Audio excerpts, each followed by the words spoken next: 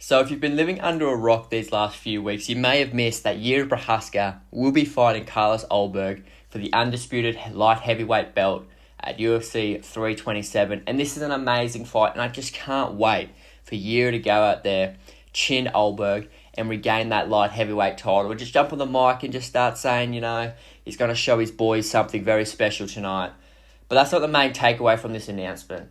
For the people who have an IQ above 10, you probably would have realised that this fight at UFC 327 means Alex Pereira has vacated his belt and he's moving up to heavyweight to attempt to become the first ever 3-division champ in UFC history. So this announcement was great in many ways. So in today's video, I'll be predicting the potential matchups Alex will have at heavyweight and what winning those fights would do for his legacy. So be sure to subscribe and like this video for weekly videos like this. So before I do get into his potential matchups at heavyweight, I thought I'd go through his current legacy and where I place him on the UFC GOAT list.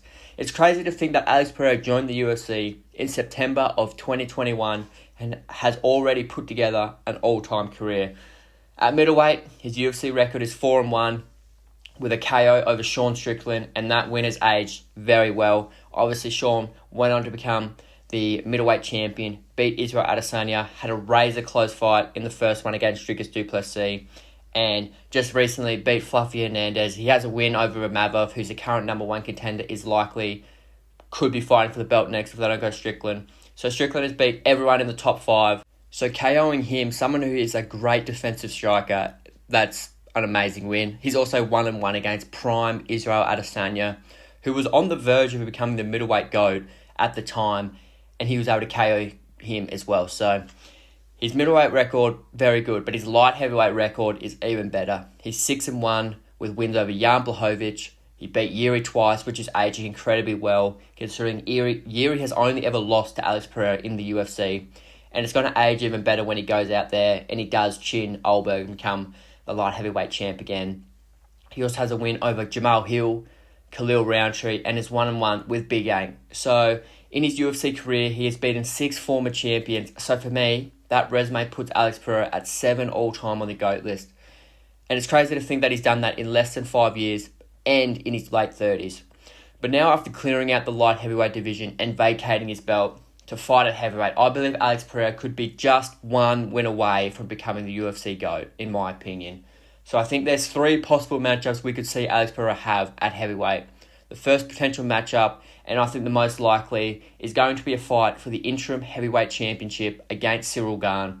I think this is the most likely matchup, as I don't think Tom Aspinall will be ready to fight anytime soon, and that Gane has some hype behind him now. After his singlet round against Aspinall, it will be a much more intriguing fight.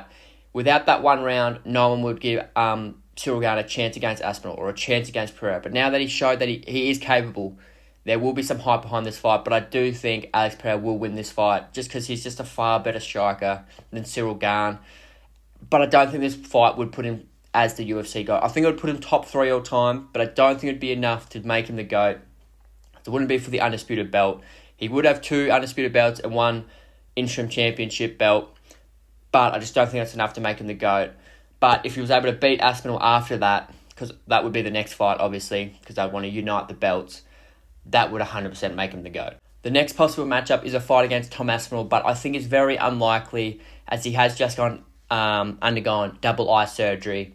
But it's still a possibility. The UFC might be pushing Aspinall into this fight, even though he's not 100% ready, just so we can see Alex Pereira fight for the 3rd undisputed belt in a different weight class. So I think the UFC could be pushing Aspinall towards this, and also because they don't like Aspinall that much. So it might be like the Aljamain Sterling versus Sugar Sean. Even though Aljo wasn't 100% fit, they really pushed him into that fight because they wanted to push Sean O'Malley forward. I think you can see the same thing happen here. And if he does do this, if he does get his 3rd belt in a different weight class, it 100% warrants him to be considered the UFC GOAT. And just beating Tom Aspinall alone is a massive win, because before the Cyril Gane fight, he was almost considered unbeatable at heavyweight. Everyone thought he was going to become the heavyweight GOAT. People thought he'd had 4 title defenses by now, but it hasn't gone that way, so beating him isn't as much of a feat as it was last year. But still, beating Tom Aspinall is an amazing win, and obviously for the 3rd belt makes him the UFC GOAT, in my opinion. Lastly, I think there's a possibility we could see Alex Pereira fight Jon Jones at the White House. And I could definitely see this being for an interim belt and maybe even an undisputed belt with how Dana's been moving to ruin Tom's career. And also to have the possibility of Jones being champ again so he can keep glazing, so he can keep getting kisses from Jon Jones.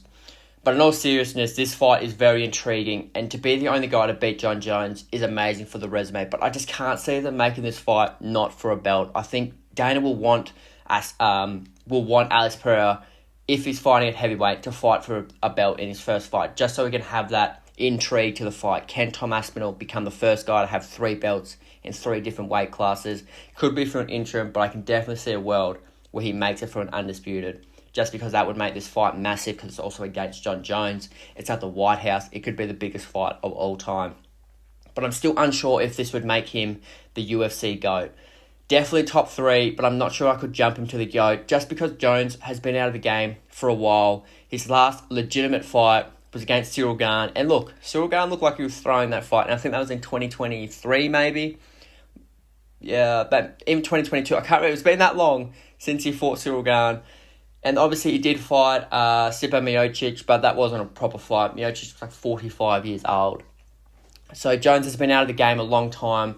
Alex Pereira has been much more active. And I am aware Alex Pereira is older than Jon Jones, but I just think Jones is far past his prime. He's got arthritis now or something. So I don't think this win would be like, oh my days, he's beat Jon Jones. It would be like, yeah, he beat a Jon Jones who was way past it, hadn't fought in years. But let me know down in the comments where you think Alex would rank after a win against Jon Jones. I think he could be the GOAT.